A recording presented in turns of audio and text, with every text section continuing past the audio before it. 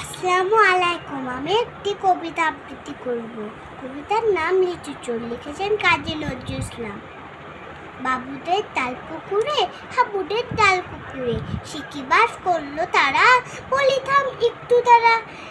পুকুরের ওই কাছে না লিচুর এক গাছ আছে না, ওঠার না আস্তে গিরে এক বড় গাছতে নিয়ে কাছে গিয়ে যেই চড়েছে ছোট এক ডাল ধরেছে।